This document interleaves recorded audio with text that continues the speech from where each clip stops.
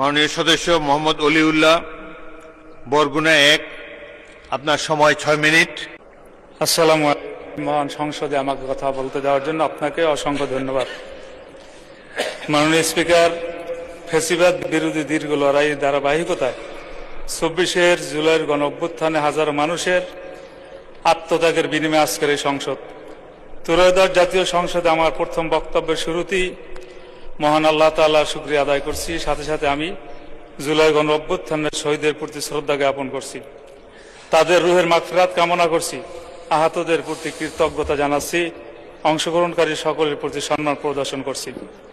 মাননীয় স্পিকার, ত্রয়োদশ জাতীয় সংসদে আমার বক্তব্যের শুরুতেই আমি আমার নির্বাচনী এলাকা বরগুনা 1, বরগুনা সদর, আমতলী এবং তালতলী এর সকল জনগণের প্রতি আমার শ্রদ্ধা ও কৃতজ্ঞতা। হাত পাখার প্রতীকে ভোট দিয়ে আমাকে নির্বাচিত করেছেন বলেই আমি আজ সংসদে যে আস্থা নিয়ে আমাকে নির্বাচিত করেছেন সে আস্থা রক্ষা আমি প্রতিজ্ঞাবদ্ধ।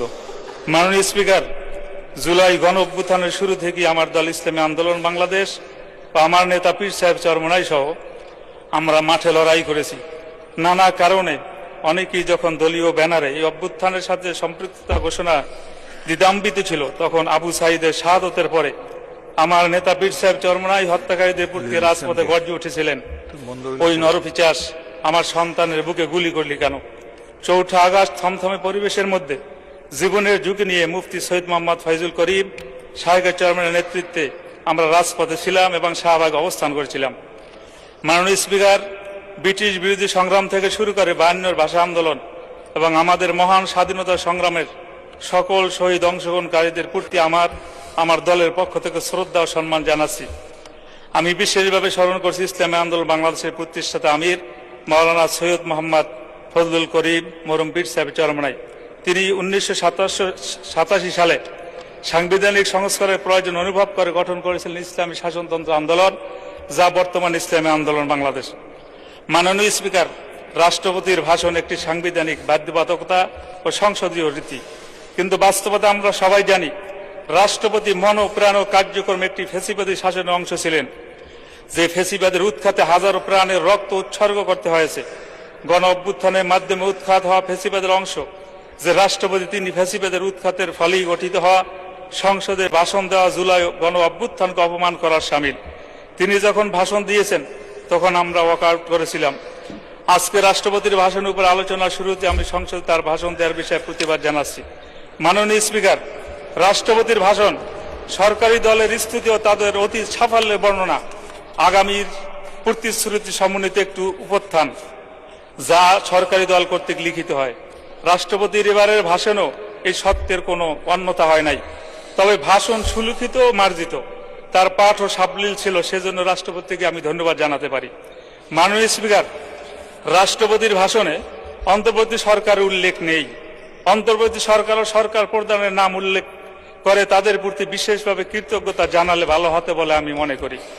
মাননীয় স্পিকার, রাষ্ট্রপতি তার ভাষণে পতিত সরকারে বারংবার ফ্যাসিবাদী শাসন বলে অভিহিত করেছেন, এজন্য তাকে আরেকটি ধন্যবাদ দিতে চাই।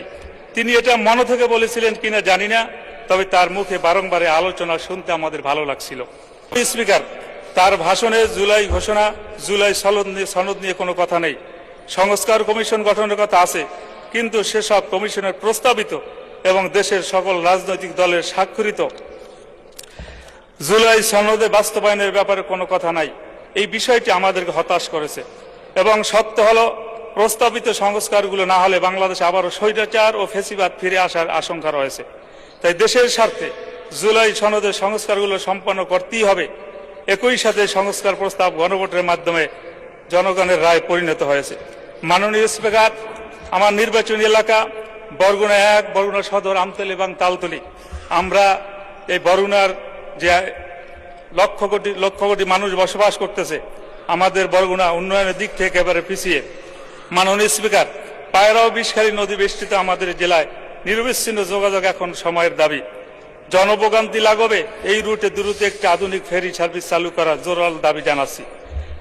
আমতলী, পুরাঘাটা, বড়ইতালবাগ, বাইনচটকি পয়েন্টে সেতু নির্মাণ করা হলে দক্ষিণ অঞ্চলের মানুষের যাতায়াতের এক যুগান্তর বিপ্লব ঘটবে, শিক্ষা খাতে ব্যাপক ভূমিকা রাখবে, যা রাজস্ব বৃদ্ধিকে সহায়তা হিসেবে কাজ করবে। মাননীয় স্পিকার, তালতলী উপজেলার প্রশাসনিক গতিশীলতা আনতে তালতলীকে দ্রুত পূর্ণাঙ্গ পৌরসভা হিসেবে ঘোষণা করার দাবি জানাচ্ছি।